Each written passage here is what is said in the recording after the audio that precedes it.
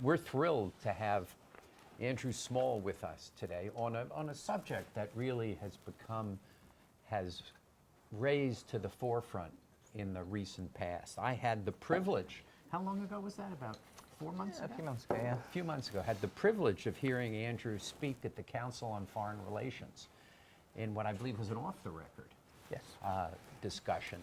But I found it so informative on a subject which is, China, Xinjiang, and terrorism, which there's a lot of noise about, but sometimes very few facts are presented.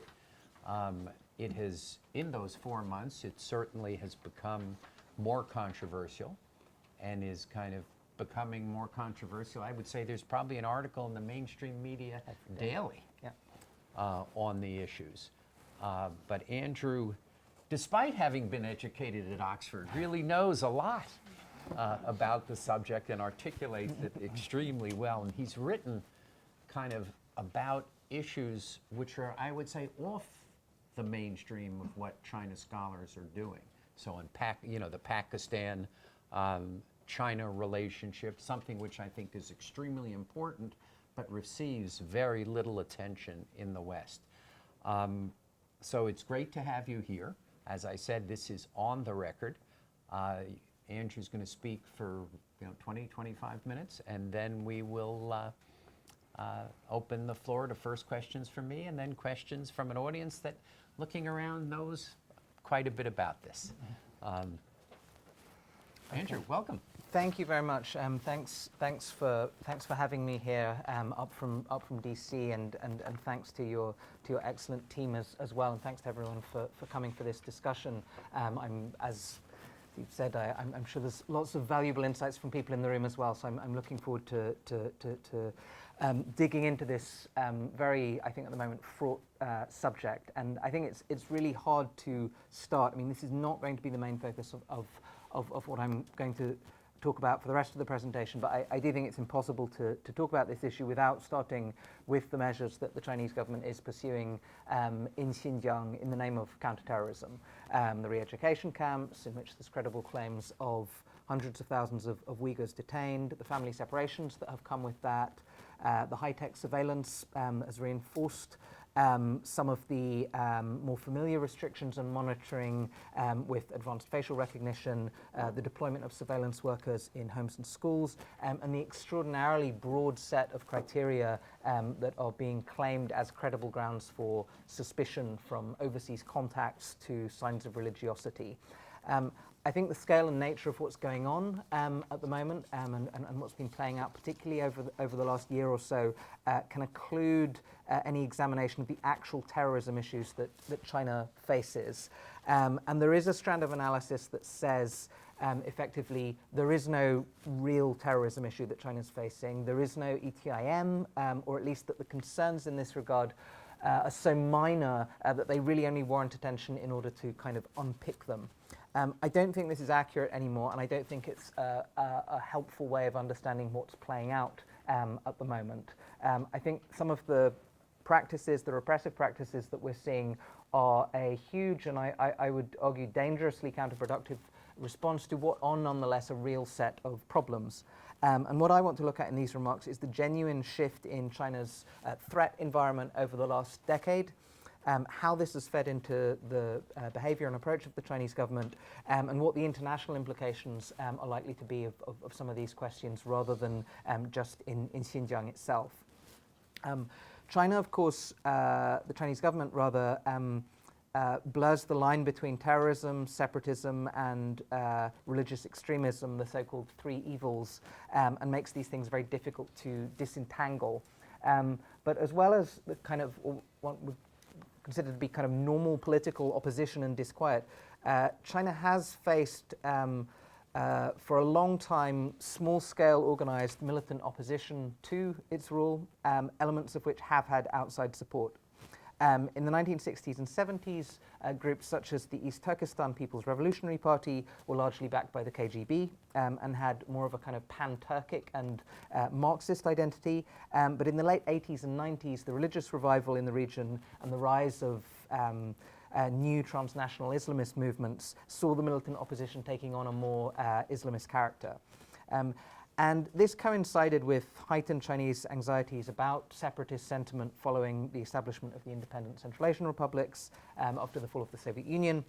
And subsequent years through the 90s saw a particularly harsh cycle of unrest, violence, and repression that saw many Uyghurs fleeing to neighboring countries from what was then called the Strike Hard Maximum Pressure campaign. And through these years, a spate of deadly bombings and attacks across Xinjiang. There was a Chinese government document in 1998 that listed Uyghur independence movements as the main threat to the stability of the Chinese state. While the principal concern of Chinese security has been internal in this regard, there's also been a very substantial foreign policy component, with China looking to shut down sources of external backing for any political opposition, whether peaceful or violent. And these efforts have ranged quite far afield, including Turkey and the Middle East, states that have influence and reach into Xinjiang. But the preponderance of China's counterterrorism efforts has largely been conditioned by local geography. The collapse of the Soviet Union and the opening up of a number of these cross-border transit routes with Xinjiang made Central Asia the main concern in the 1990s, motivating part of the motivation for the foundation of the Shanghai Five security grouping that subsequently became the SCO at a later date. Taliban's takeover of Afghanistan and the opportunity they granted to Uyghur militants to set up training camps there turned it into a significant focal point at the turn of the millennium and drove Chinese efforts to establish ties with the Taliban when they were running then the Islamic Emirate. After the US invasion of Afghanistan displaced a lot of these fighters into the border areas of Pakistan, FATA, federally administered tribal areas of Pakistan, then became the kind of new center of attention for Chinese counterterrorism specialists. And throughout this period, and this is just kind of a context to kind of lead into what's been playing out in the more recent years, I'd say there were a few unstated principles that guided Chinese policy, and unstated and not likely to be stated. First of all, that China should make sure that it doesn't become a top-tier target for any of the principal groups operating in the region, whether outright terrorist organizations, militant groups, or their sympathizers or supporters, Al-Qaeda, the Taliban, the Kashmiri groups, and so on.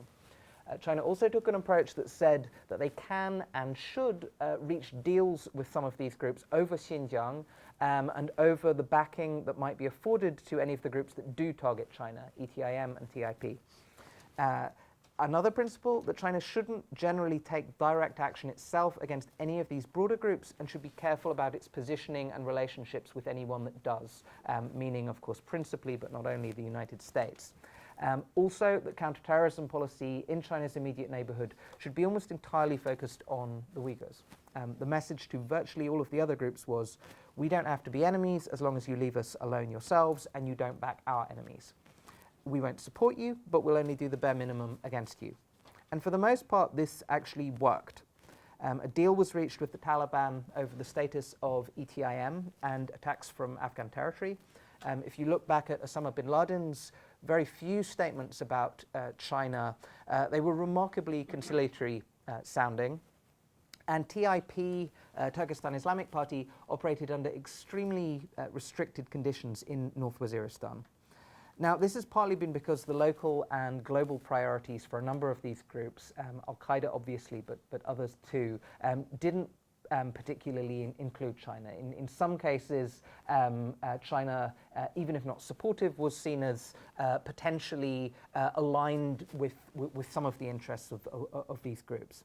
The Uyghur cause was largely peripheral to the interests of a number of these militant organizations. This also played into things. But the other element of why things played out the way that they did through this stretch was Pakistan.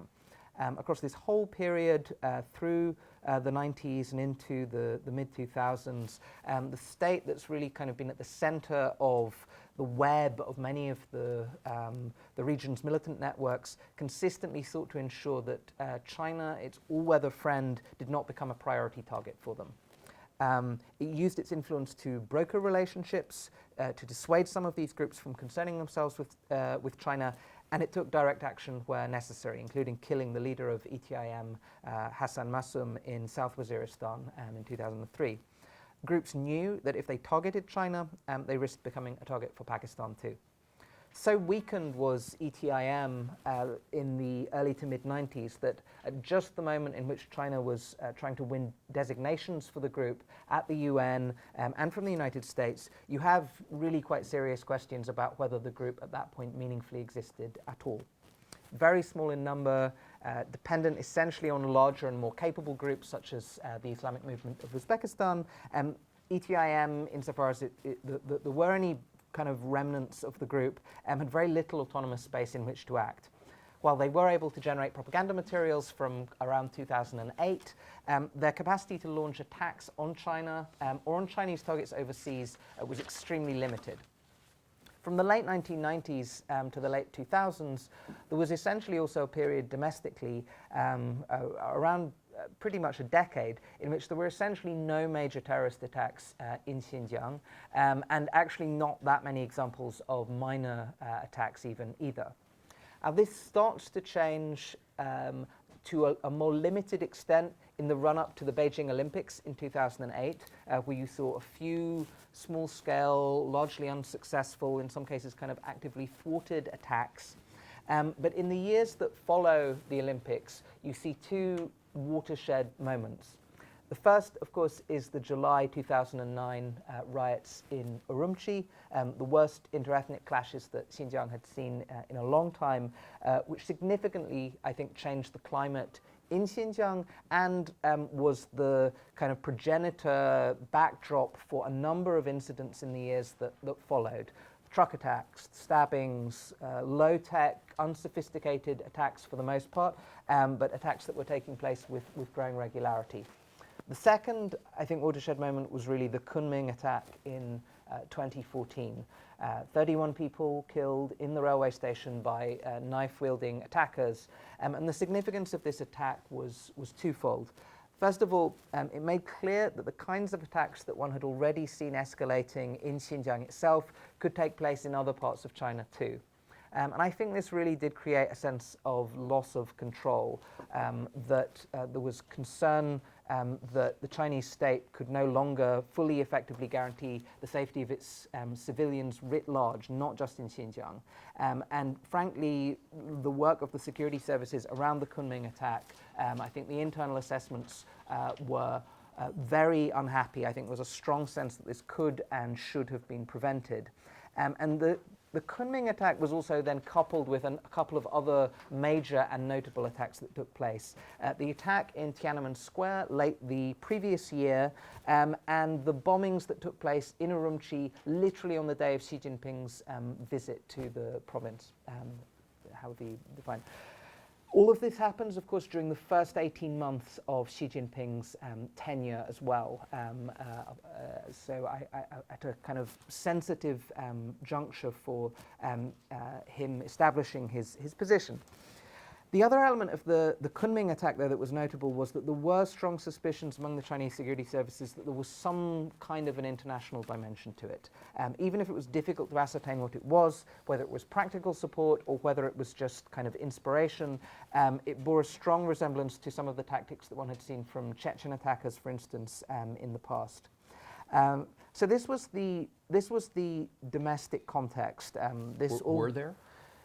Were there international dimensions to it, or is it just a suspicion? One would think forensically you could figure that out through intercepts and various other not difficult to use technologies which the Chinese have. So I think essentially when you look through not just the Kunming attack, but almost all the attacks that run up to this, I didn't see or hear any credible external linkages demonstrated, either in terms of material support, communications. There was a question, again, more of ideological inspiration, lessons learned from other cases, something like that. But in none of these cases have I seen or heard credible claims of a linkage that goes beyond that.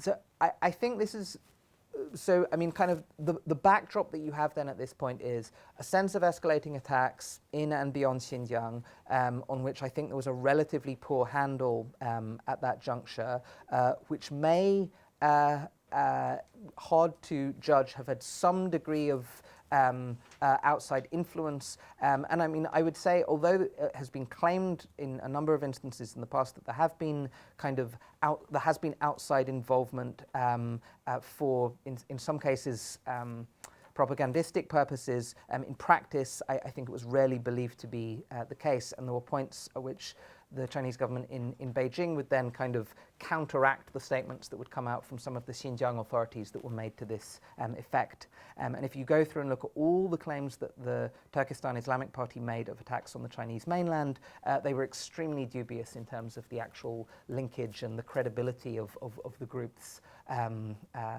capacity to claim any responsibility for these attacks. So this is the domestic context. The international context for China has also, across this period, changed in ways that complicated its situation. As I was kind of arguing before, China's approach to terrorism has been partly conditioned by its geography and by its partners, and in the last few years in particular, notably as a result of the conflict in Syria, I think we've seen probably some of the greatest changes in this context since probably the late 1990s. So first of all, in South Asia, Pakistan's capacity to control militancy in its neighborhood has been significantly eroded with the rise of the TTP, the Pakistani Taliban, and its capacity to its willingness rather to deal with some of these threats has been the subject of periodic suspicion on the Chinese side. And some of these questions continue to be there even more recently about Uyghur militants showing up in Haqqani network training camps. But it's also true that Pakistan itself is no longer the home of the Turkestan Islamic Party.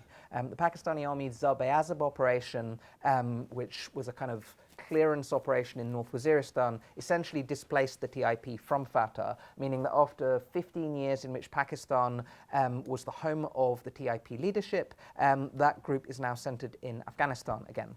But the principal theatre for TIP has also shifted. The largest number of TIP fighters are in Syria, largely operating with the various incarnations of what was still probably most widely known as Nusra Front. And it's not just the numbers that are important here, and we can go into the numbers of fighters that there are in Syria. TIP in Syria has emerged as a much more capable and serious group than when it was operating in Pakistan. It's been involved in a number of the major campaigns in Syria. It's better trained, has more sophisticated tactics, more credibility as well among the wider jihadi movement. They've almost functioned like special forces for the Nusra Front at points. And when you saw one of the attacks, the attack on the Chinese embassy in Bishkek, that was actually organized out of Syria, for instance, the 2016 attack. But aside from the TIP, the rise of IS, Islamic State, has also introduced an actor to the kind of network of global militancy that has had fewer qualms than Al-Qaeda did in its sort of heyday about making China an explicit target, including Uyghur and Mandarin language propaganda material and so on. Although there have been more Uyghurs fighting with Nusra Front than with IS, the group's reach, the IS's reach, does pose a different set of problems for Chinese security, exemplified, I think, by the fact that you've also seen a very small number of Hui recruits as well in Syria. And I've seen some concern that as a result of this, the problems are going to go beyond the Xinjiang question, and we see some evidence of that already in some of the pressures that you've seen on the Hui, even if it's not of the same nature as what's happening in Xinjiang.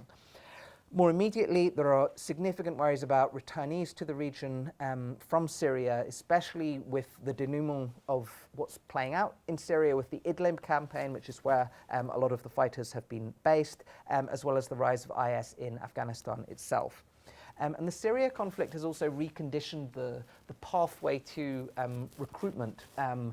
with a lot of the improvement that you've seen on the borders with South and Central Asia, the main transit routes for what have been really a significant number of Uyghurs fleeing Xinjiang since 2009 have been through Southeast Asia and ultimately on to Turkey. And this has happened with pretty active Turkish government support. Facilitation of passports at one end, or turning a blind eye to certain slightly questionable documentation, arms supplies to TIP in Syria, funneling people through to some of the kind of former Alawite areas, villages in Syria, and even some suspicion about their involvement in the Erawan shrine bombing in Thailand. These new transit routes that have been playing out have also had implications in China itself. The Kunming attackers, for instance, were using one of the newly, at the time, established trafficking routes en route to Southeast Asia, and they kind of came back from having been turned away from the border with Vietnam to Shadian, where they were before the Kunming attacks actually took place. How have these developments been playing into China's... Now, what were the Kunming attackers? Were they terrorists? Were they people who were turned into terrorists when they were going to Vietnam? What were they? Were they just looking to resettle outside of Xinjiang? The indications are that they were looking to leave China. They were turned back at they were not able to effect the route that they had been planning to use across the border. They went back to Shadian in Yunnan, which has been one of the kind of a locus point of concern for China in terms of some of the activities that are there. It's not absolutely clear whether where and when the attacks were actually planned. They were then in Shadian before they went to Kunming. It's entirely possible that if they'd been able to leave the country, the attacks wouldn't have taken at the time of their original transit. The attacks wouldn't have taken place. The material that's come out from the interviews and things that have been, the interrogations that have been conducted, a lot of them were killed, of course, in the attack. A number of them were killed in the attack itself. It has been still relatively inconclusive. One of the problems on all of this is, of course, the material that's often being shared, the willingness to share material that is credible and authoritative on from some of the Chinese security services at times makes it difficult to fully determine the answers to some of these questions. You used the word significant earlier in terms of number of Uyghurs who are going. What does that mean in the context of a 1.4 billion or an 11 million Uyghur population and 1.4 billion population is significant? Are we talking about 100, 1,000, 10,000, 50,000? We're certainly talking in the thousands. I think even larger than that, possibly tens of thousands. I mean, this escalated at point. I mean, you can see this at junctures where you've had the big extradition cases that have played out in Thailand, of course, which was part of what preceded the Erawan shrine bombing, the Malaysia cases. I mean, these have been hundreds of people that have been pulled up in these instances, but larger numbers have actually been able to flow through and in some cases settle in Southeast Asia. In other cases, their transit was then facilitated to Turkey. But the numbers have dropped partly because of the efforts that have been undertaken to kind of close the routes down, essentially. In the first phase, in the early years after 2009, it seems that the numbers were much higher. So, I mean, I'll just kind of wrap up by looking at how these developments have changed China's international response, and then winding back to the beginning, how what is playing out in Xinjiang right now affects China's capacity to respond to the new context that it's facing. So the main Chinese effort on counterterrorism questions externally is still political, diplomatic, intelligence based. China is having to work more seriously with a much wider array of countries and subnational groups than it was in the past, whether that's Southeast Asian intelligence chiefs on Uyghur extraditions, attempting to broker reconciliation talks in Afghanistan, or in other regions of the world dealing with Iraqi tribal leaders on hostage negotiations with ISIS. There's a kind of long list of these sort of different interlocutors of a sort they weren't having to deal with in the same way before. And in this respect, China is in a weaker position in some respects. It needs more help in dealing with some of these issues than when they had one largely trusted partner, which was Pakistan, that could handle a lot of these things for them. In Afghanistan, I would note that this even now means there's a more active willingness to look seriously at the potential benefits of a long-term US military presence in the country, as long as it's for counterterrorism purposes. This was not the view in the past. And I see China somewhat more, the Chinese government... Did you say Pakistan or Afghanistan? Afghanistan. Right.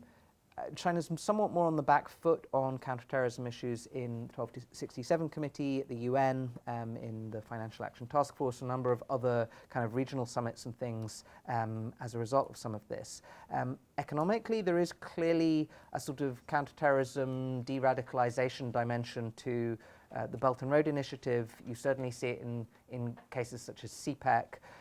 There are clearly questions about the efficacy of the approach in this regard, but the motivation is certainly there. And then on the military and security side, the new-ish now anti-terrorism law that was passed opened the door for Chinese security forces to operate overseas on counterterrorism missions. And since then, we've already seen armed Chinese patrols in Badakhshan province in Afghanistan, which were tied to counterterrorism goals. This is also the location where China has been financing the construction of an Afghan military base. And we saw what to me was kind of an astonishing debate playing out about whether China should be militarily involved in Syria for counterterrorism purposes. I would be very unsurprised if the political and logistical circumstances permit it, if we didn't see a serious overseas Chinese counterterrorism mission at some point in the near future. So I would say China is facing a real and more complex threat than they used to, certainly 10 years ago. However, and I'll just kind of conclude with this, I think there's a strong argument that the way that Xinjiang is now being handled is going to make it an even more difficult problem to deal with, aside from the other obvious reasons for concern about the Chinese government's approach in Xinjiang. And this is true on several fronts. First of all, what's happening in Xinjiang right now makes it less likely that governments will cooperate on extraditions. We've already seen that in a number of cases, not just in Europe, but for instance, the Malaysian government, which, unlike its predecessor, refused to hand over another group of detainees. It also makes it more likely that the Xinjiang cause will be taken up by militant groups that had simply deprioritized it traditionally. China has, with a number of these militant groups, essentially been able to operate below a certain threshold. It's not that there's kind of there's active sympathy or support for China. It's simply that there's other causes that have been more important. 2009 itself was a bit of a turning point in that regard. 2009 was the first point in which you got statements from Al-Qaeda about Xinjiang and about China of the sort that you saw back then. I would expect this to get worse, particularly with the additional credibility that TIP has kind of acquired through its efforts in Syria. And I think there will even be a cost to some of the important relationships with even the most reliable governments. And the Pakistani case is very interesting in that respect. The Religious Affairs Minister, Qadri, claimed, or his press spokesperson claimed to have raised the Xinjiang issue in his meeting with the Chinese ambassador. This was subsequently walked back by both sides, who claimed that this was never brought up. But nonetheless, the message was sent. I think that even in the case of Pakistan, which would have been seen, this would have been seen as kind of a third rail issue.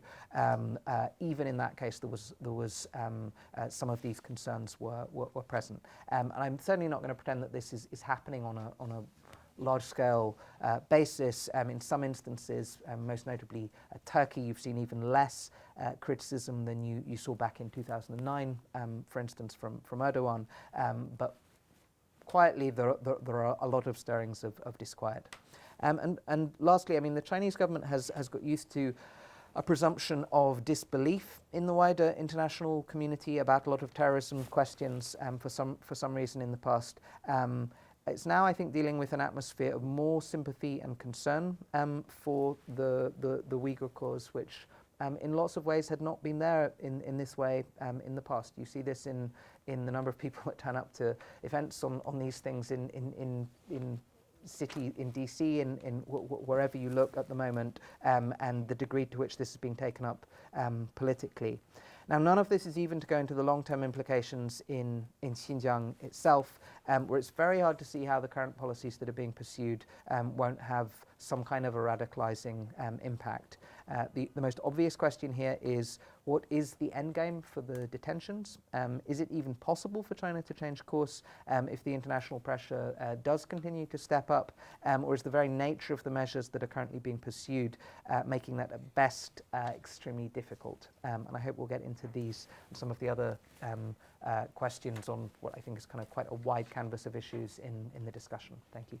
That's terrific. A lot of interesting data, interesting thoughts. And getting down into the weeds, I think, is important to understand what's really going on. Why, prior to kind of the Olympics, were there virtually no incidents? And why the explosion of incidents since?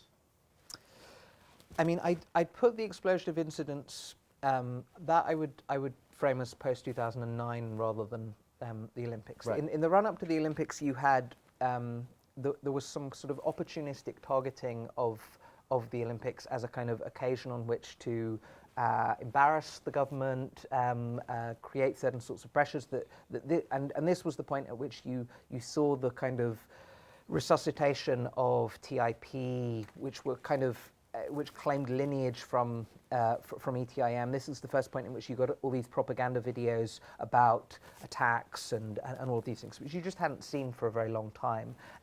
But I think this has to be decoupled. The fact that you started seeing some of these more international efforts to cause problems, I think that has to be decoupled with what was happening in Xinjiang itself.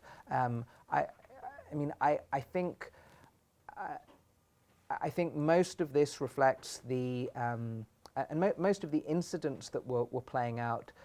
You do go back to the question of whether you're calling them in a kind of meaningful way kind of terrorist attacks, or whether these were kind of low-level acts, partly political but partly specific grievances that people had that were playing out in an atmosphere of heightened tensions, heightened levels of detentions taking place, just a more repressive aftermath to what happened in 2009, which was essentially, I mean, I would characterize as intercommunal violence. It was not, I wouldn't characterize what played out. Riot.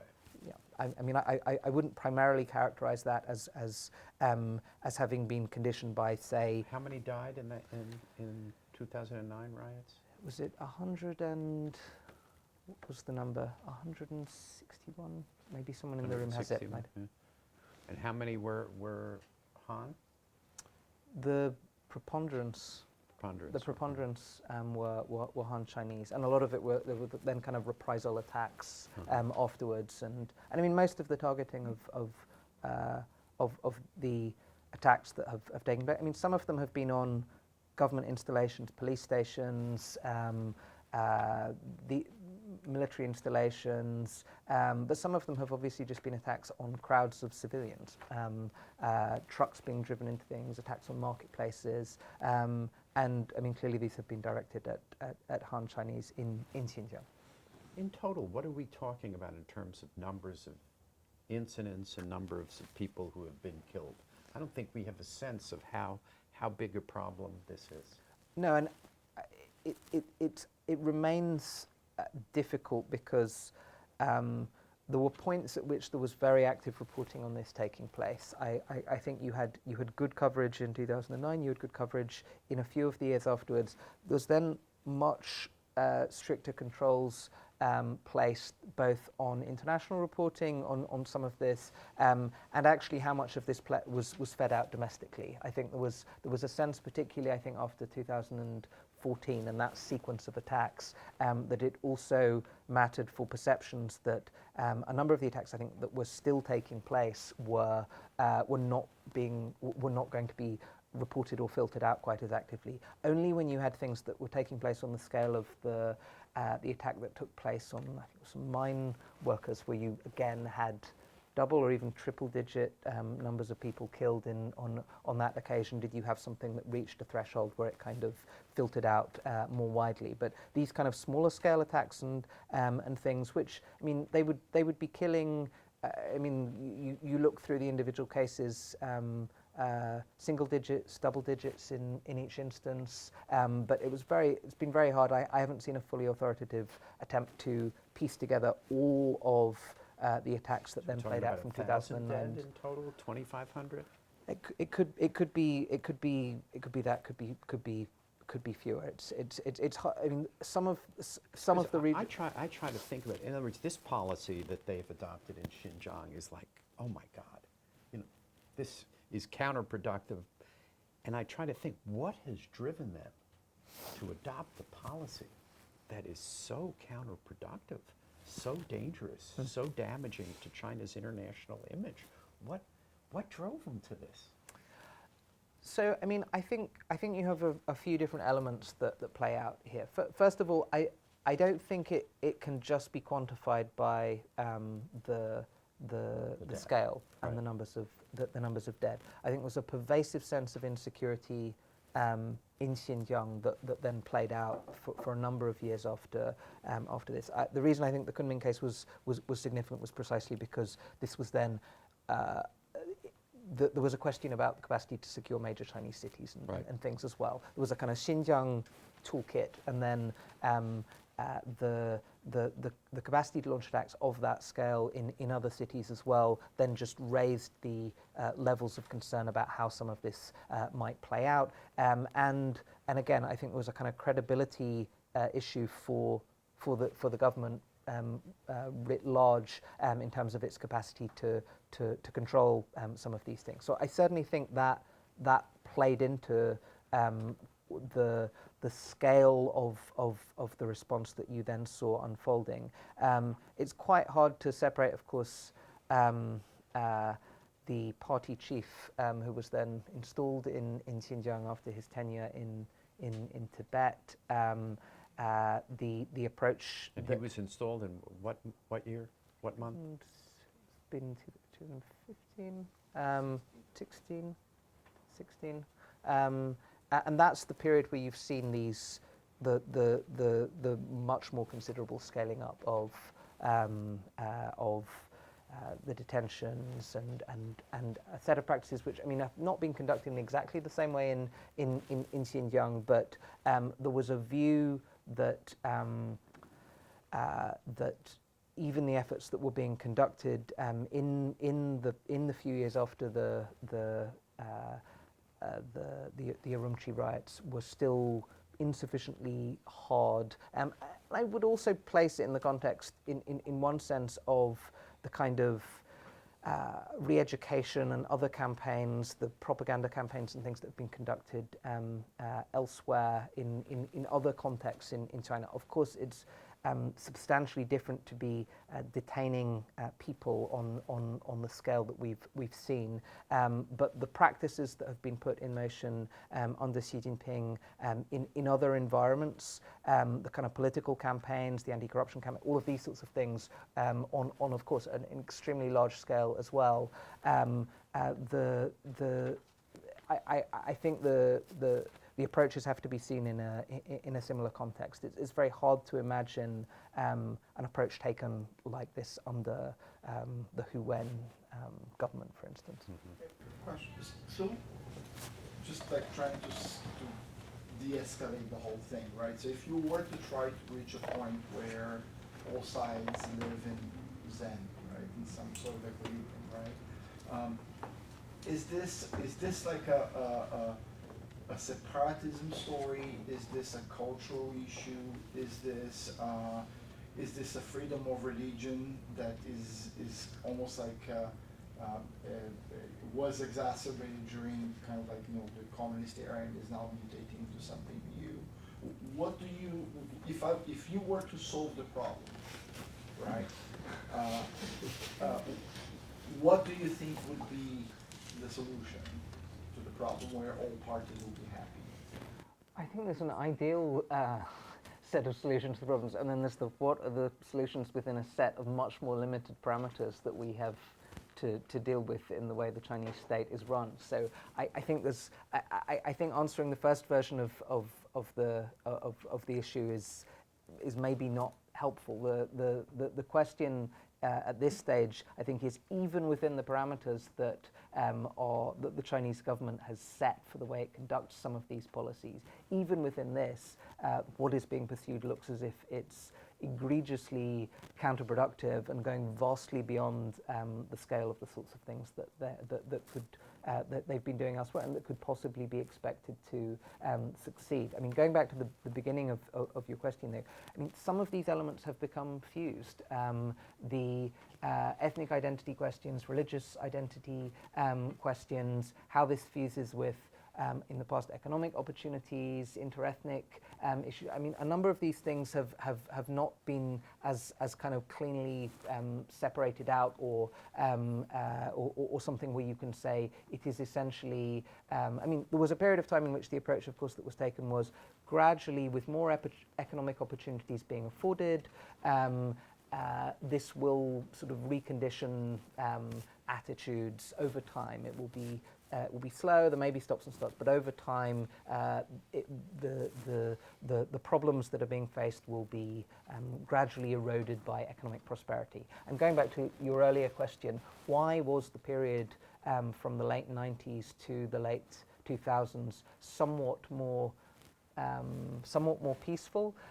Certainly, in the kind of interviews that I conducted in Xinjiang, I think the economic story did have some traction. I mean, you saw. I mean, Xinjiang itself, of course, was growing at about 10%. But it was one of the fastest growing Chinese provinces. Again, not to get into the definition for whether it's province or not. It was one of the fastest growing areas in China. Although there were kind of questions about equality of access to jobs, and although there were a lot of the long-standing grievances that go back as long as you could look at the issue, there was, I think, more of a sense of acquiescence than had been the case in the previous decade. That was really exploded, I think, by what played out, particularly in 2009 in the aftermath. You saw a much heavier hand of the Chinese state. Again, you saw more interethnic tensions playing out. The religious dimension has been a fairly central element. There is an active attempt, of course, to sort of stamp out religious practices. This is fused with, of course, other identity questions. All of these things have become quite intertwined. I mean, the question at this stage is, I'm not sure that I mean, this is part of the approach that is being pursued is that there is an attempt almost to solve the problem, where the problem that is being seen that needs to be solved is the capacity for some of these attacks to take place. If that's the problem that you're trying to solve, you come up with a different version of the solution, because it has, in some ways, solved elements of that problem. The security situation now, when you detain large numbers of people and you have this surveillance system in Xinjiang of the sort that's there, has meant that you do not have the sort of attacks that were taking place several years ago. So if that is the problem that you're trying to solve in the short term, this does look as if it is mitigating it.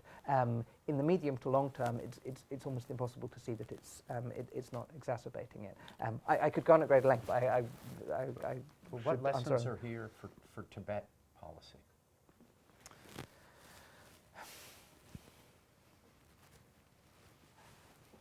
I mean, I think the difference in the case of it's hard to extricate the Xinjiang case from the question of Islam and that dimension of the question as well, in terms of also the differences between how the issues are being treated.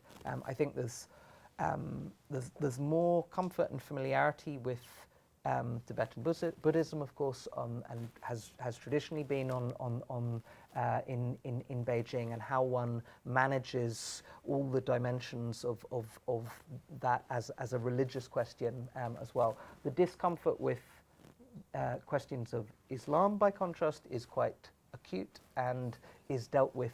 And I think the approach that's being taken in Xinjiang is particularly coloured by this, and I think if you look at the approach and the practices, that is one of the big differences that's feeding into it. I mean, of course, you haven't seen.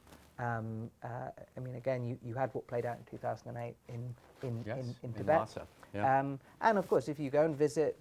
If you went to visit Lhasa in the aftermath, and then you went to visit Kashgar, you saw kind of quite pointed similarities in terms of what those cities looked like then versus what those cities looked like if you visited them in the late 90s. So I certainly think there are, and I mean, of course, before you had the AI, facial recognition, mass detentions and things, you had kind of a garrisoning of certain places, the patrols that would take place, the deployments of security personnel on the scale that you saw. I mean, I didn't even go into the considerable escalation in the numbers of security personnel that have been hired and deployed in some of these places. That was the kind of playbook that you saw, where some of those lessons from Tibet were then applied in the Xinjiang case in kind of 2009 and afterwards. But the sense was that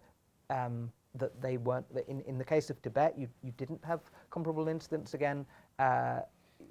In Xinjiang, this was, I think, considered to be insufficient to manage the problem, and then we've moved into this new zone, which I wouldn't expect would be replicated in Tibet.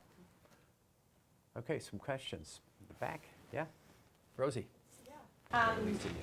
Hi, I work at the National Committee, but I guess you just mentioned that the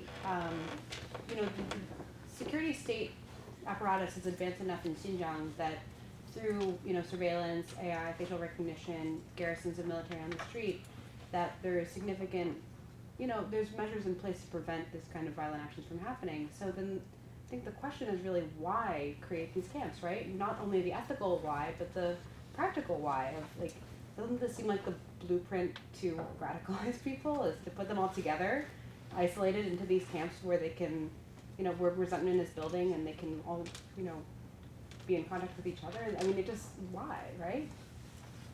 Yeah.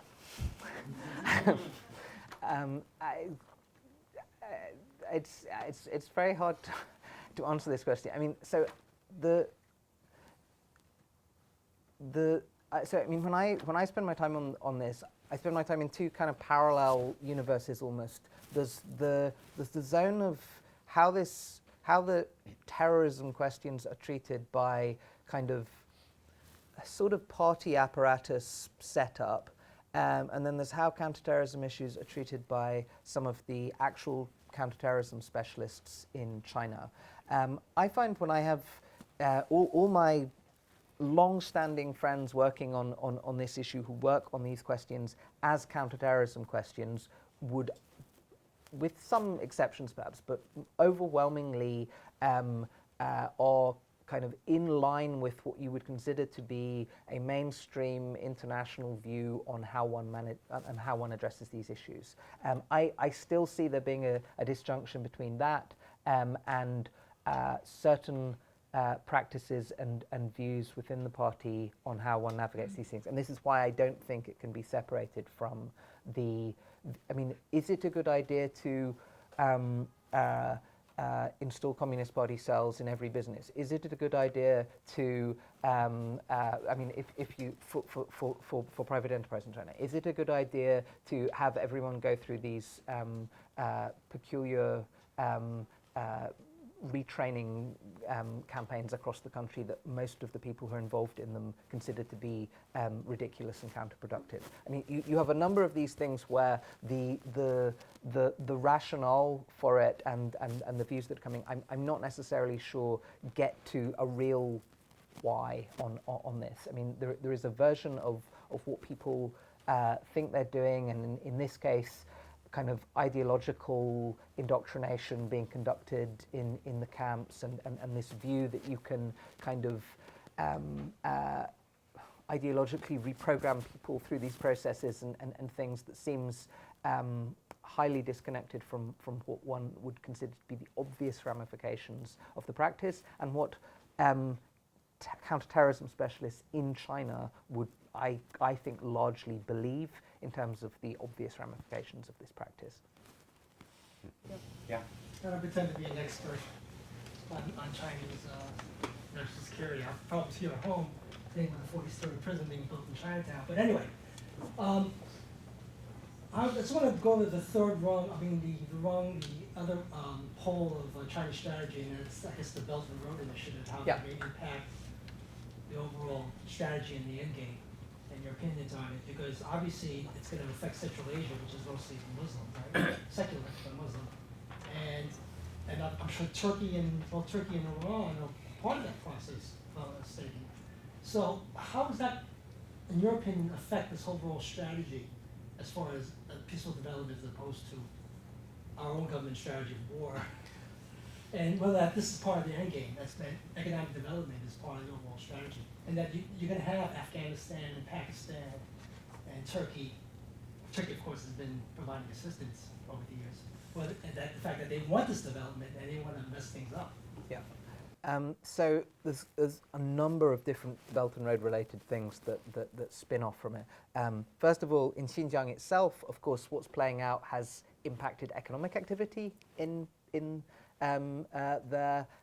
problematic ways. If Xinjiang is supposed to be a kind of nodal connection point for the continental dimensions of the Belt and Road, it's not functioning very effectively as that when the primary objective in Xinjiang right now, I mean, when you're locking up this number of people, it affects economic activity as well. And some of the studies that have been conducted just on that mean Xinjiang should be the kind of the nodal link for the Central Asian The republics. Chinese movie says it's a retraining. Did you see the movie? I mean, it's a 15-minute movie, and it's retraining, and they showed people working in these re-education camps. How many people in the camps? Million.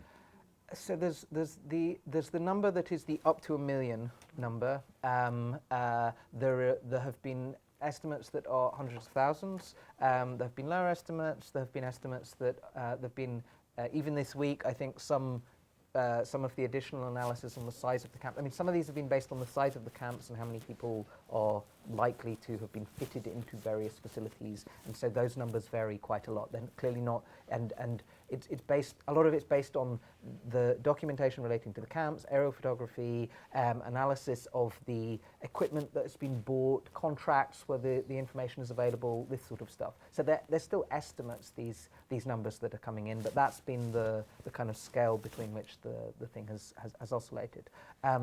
So, I mean, back to the question. I mean, there's the Xinjiang immediate dimension, which also has some immediate spillover because you've had Kazakhs detained, of course, in a particularly notable case, putting pressure on the Kazakh government.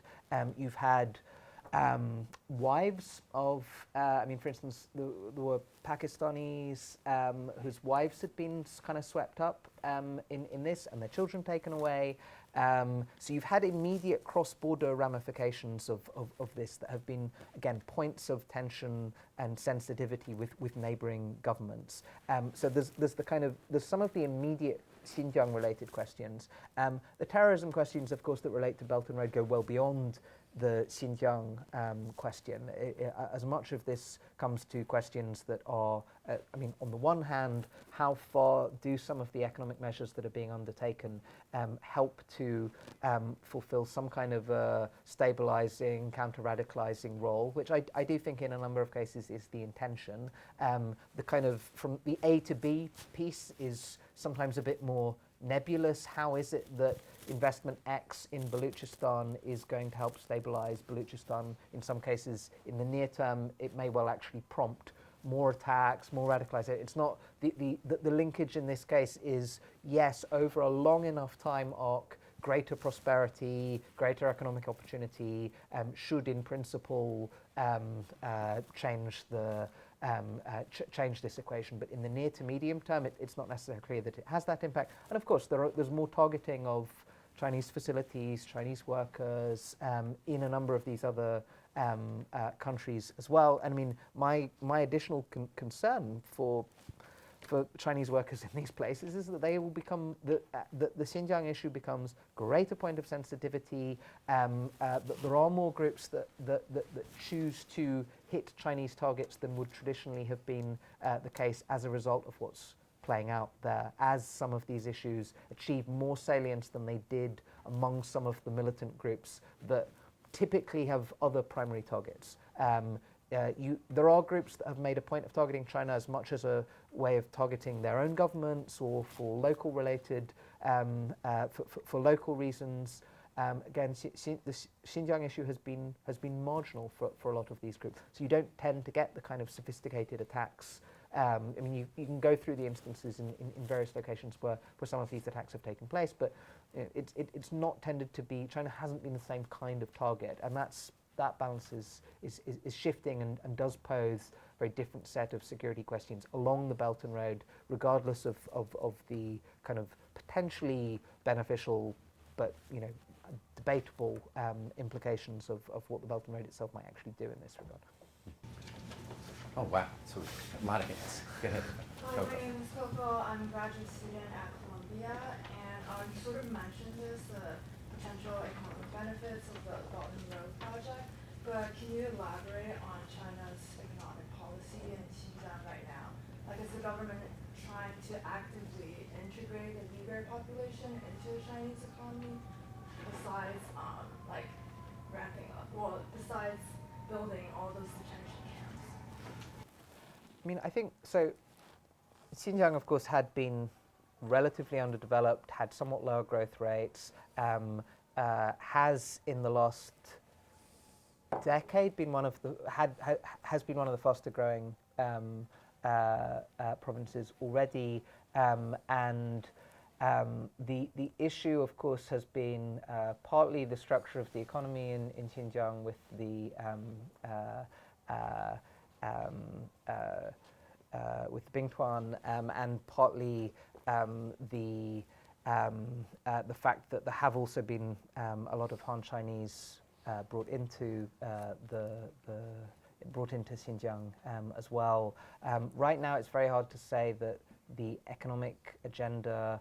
I mean, the scale of what's going on being what it is, it just feels like the economic agenda is deprioritized, and on any of the kind of marginal judgment calls one way or the other, the priority right now appears to be classic security measures trump economics in Xinjiang. This wasn't true even 3 years ago. I mean, on the Belt and Road and things like that were being launched, I think there was a more serious attempt to treat Xinjiang in as to treat the venture as kind of Xinjiang as part of the stabilization effort and part of and economic regeneration and kind of further takeoff of Xinjiang as a central part of the agenda. Now it feels like there's a real willingness to accept kind of costs on bilateral economic linkages and things if that's helpful for security purposes. And you see this in terms of, also like visas for people going back and forth.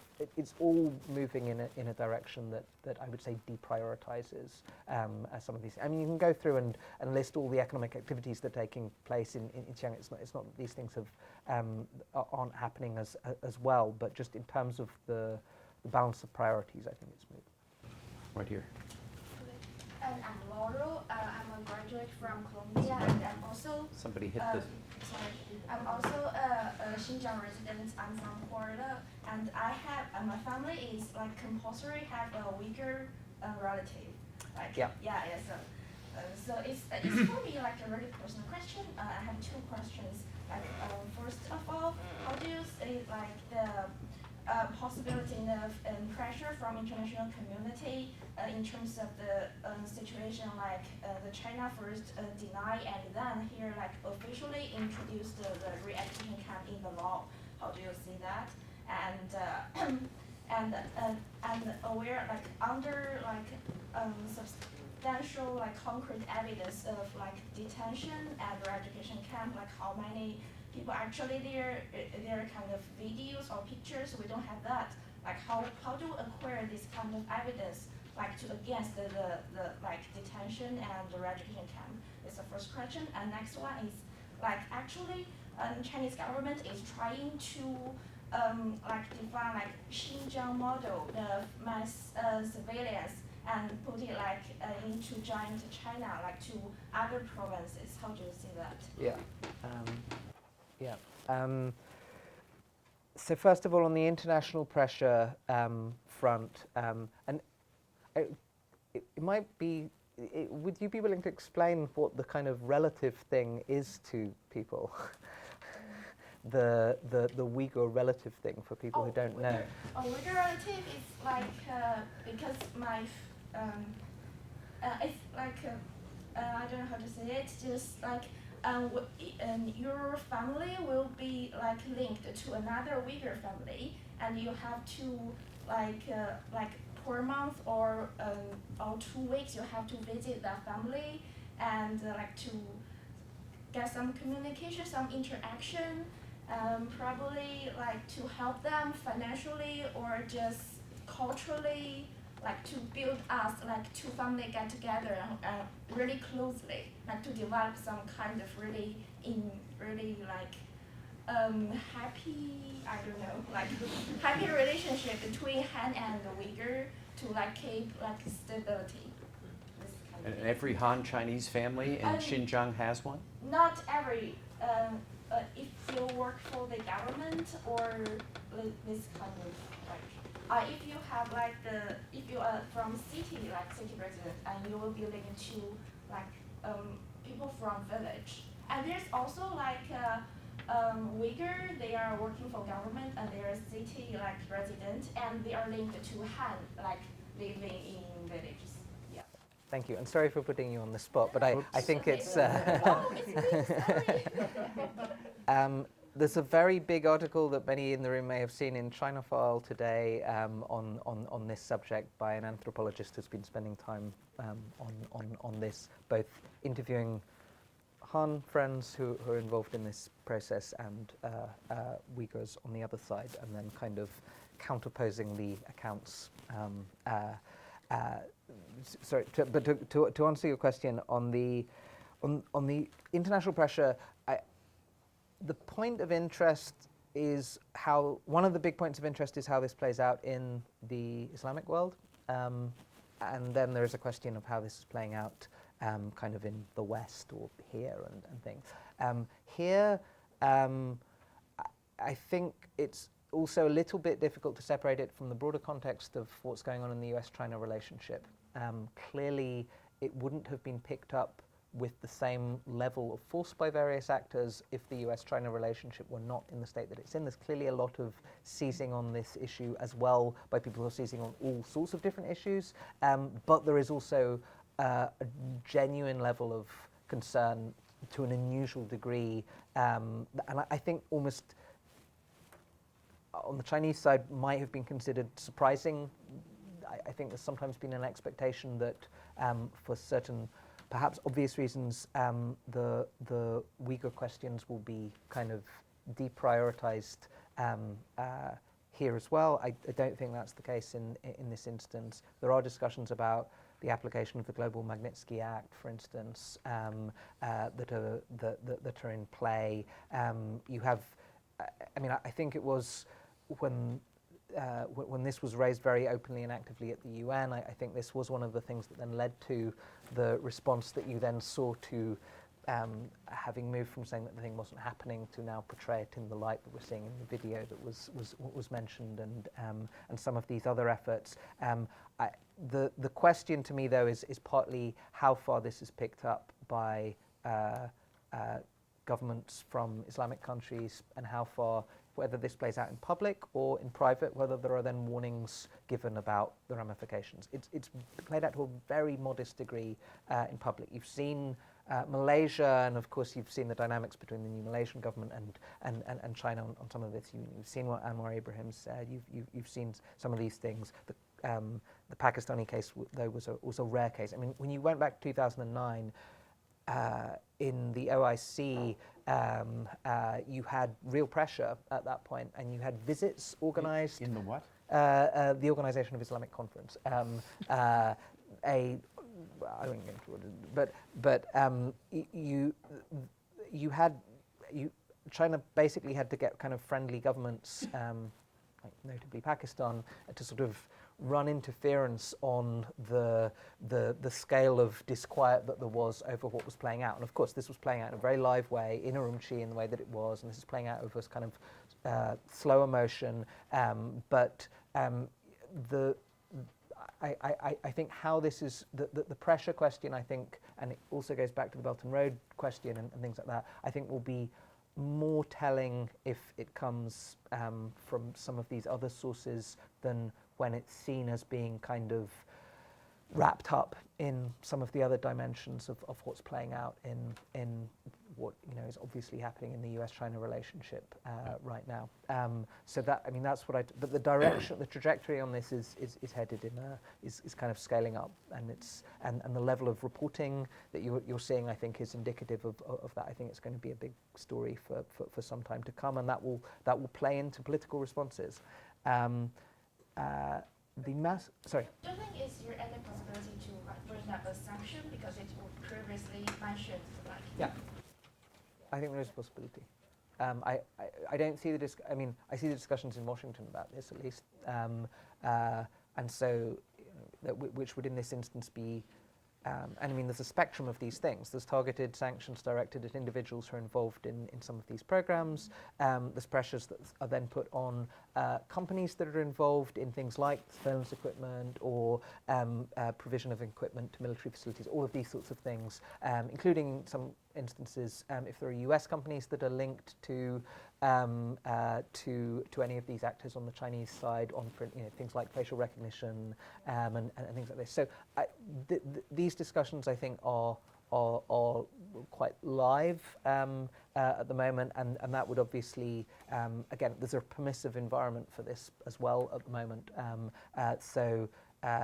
I don't see it as much elsewhere, the kind of sanctions discussion. I haven't seen it in, I mean, I follow the European debates on this stuff very closely as well. I haven't seen that there yet, but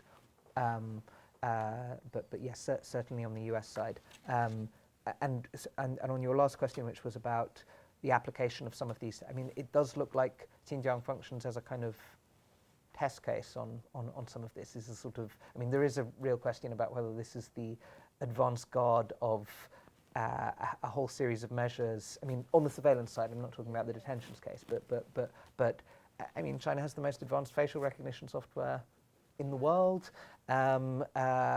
These are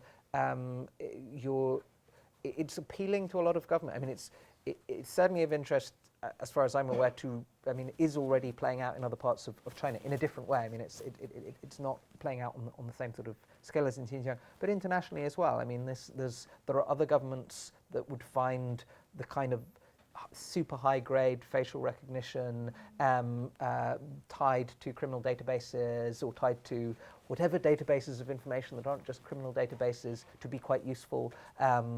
This is, I mean, you have Zimbabwe is one of the kind of interesting external cases. You look at some of these kind of, whatever they are, safe city initiatives and things, and the Digital Silk Road efforts. I mean, and there is an interest, of course, for the Chinese companies to have access to the data for kind of completely for other reasons as well. So the interest in rolling this out internationally is quite clear, and the interest on the part of governments to have access to this kind of surveillance, and not just non-democratic governments, for democratic governments as well in various places. This is kind of appealing to have. So I wouldn't be surprised to see this as kind of a harbinger of what might play out, not just elsewhere in China, but internationally as well. And again, not that all the repressive practices that have to come along with that, but the surveillance capacities, I think, are a distinct issue.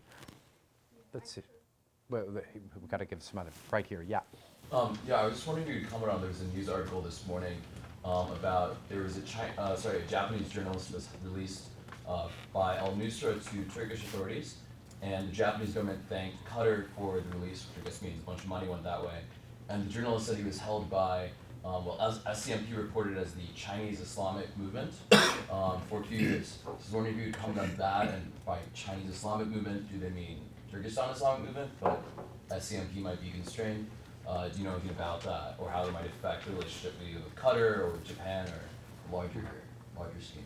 It's very interesting. I don't know the case well enough. I didn't see the story this morning, so I can speculate. I mean, the largest groups operating in Syria were TIP. There aren't. I mean, there are kind of degrees of splintering and things, but I mean, TIP has functioned as a relatively cohesive group. They have their own kind of.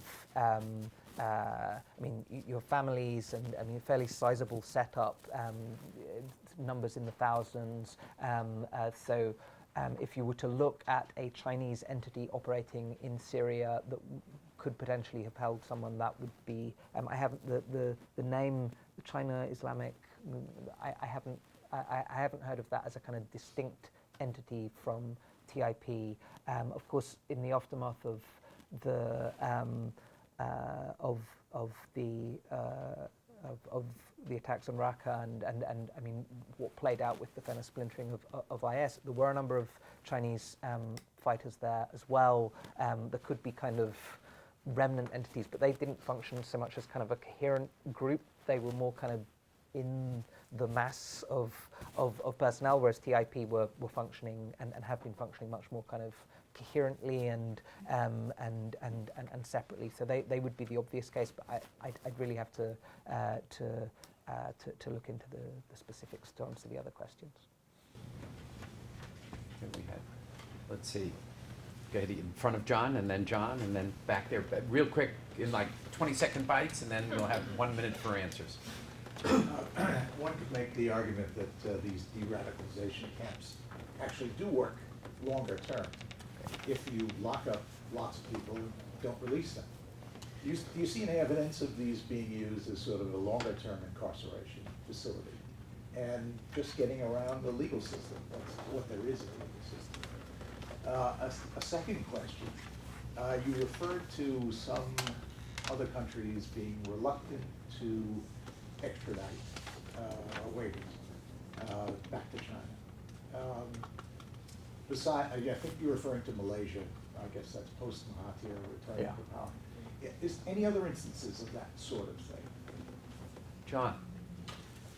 My question is just to pick up your reference to other population centers of Chinese Muslims, so Hue and perhaps other parts of the country where there are significant numbers of Muslims, whether there's been any change in behavior, whether the Hue are trying to ensure that this doesn't happen to them, and so that they are proactively engaging government or doing anything different, or the African Muslims and Chinese Muslims down in in the southeast, in Guangzhou, etc. Keep it 20 What seconds. sort of Round it down. evidence is there at all that that the party's like utilizing its control of social media to stoke Han nationalist attitudes to kind of bolster, similar to how it's done on a diplomatic scale with Japan and the Philippines and Vietnam. Is there any evidence that they're using specifically like digital information campaigns to kind of get more support from the Han that are there? Got to answer all those in 1 minute. Okay, so I'll do it in reverse order then. On the last count, I think that after there were even points in which some of it had to be dampened down on some of the Han Uyghur issues. I'm certainly not sure there's been a kind of stoking on the kind of interethnic side. I mean, in terms of broader, what the Chinese government is doing here is benign kind of stuff, then sure, but not in terms of kind of actively stoking antipathy. That the problem there was that was there and actually had to be contained, if anything, was the problem. On the keeping people being locked up, sorry to hop around, yeah, I mean, this is the final question I kind of posed in the presentation. I mean, what is the end game on this? Yes, I mean, there is a version in which you just lock up and keep detained all of these people virtually indefinitely. I'm not. I think the pressure on this is growing, and then it becomes a trade-off on some of this. I mean, I really don't think this issue is going away, or that it will just be treated as a kind of normal practice that you detain this number of people from this ethnic group on this scale. But if you lock a lot of people up in prisons together, even with all of the monitoring, that we know what the ramifications of that typically are. So at some point there has to be there's a judgment call on what hit you decide you're willing to take, and of course there are worse things that could be done as well. On the Hui question, so that's I think. I mean, your question approached it from the other side of kind of how are reassurances being provided. I mean, there really shouldn't have had to be reassurances provided. I mean, I'm not in the sense that it's not there haven't been issues of the sort that you would characterize typically as separatism, religious extremism. Blah, blah, blah. You have the thing about the Kunming case was the one issue that was there was because you had this Xinjiang-centric approach, it then meant that any Islamic practices in the rest of China were not subject to the same levels of scrutiny, and there were highly differentiated approaches. So if you were a Saudi preacher, you wouldn't be operating in Xinjiang. You might be operating in Yunnan. And I think there's been more of a push, not just at the Hui, but across the country, to look a little bit differently at kind of where is money coming from. I mean, the Yunnanese government, again, not to pick on them, but had accepted a lot of money coming in from certain sources that are now being looked at differently and were looked at differently in the aftermath. The problem is it is, I think, translating in terms of higher levels of at least monitoring and control, where the Hui are becoming kind of more subject for suspicion. And we've seen a number of the stories about that across the country in the last couple of years. And the concern is that some of that spreads. And of course, is not fused with some of the other issues that are there in the Xinjiang case, but it becomes bound up in something that is a Islam problem in terms of how that's treated writ large, and there is kind of an attitudinal issue there that you see in parts of the government, and I struggle to see how the Hui question gets completely kept out of that over time, and then that translates into something that is even more difficult, I think, to navigate. We have run 5 minutes over, but I see that not one person has gotten up to leave, which is a testimony to how interesting and kind kind of informative this presentation has been. Really, it's been terrific. Thank you so much for joining us. Thank you.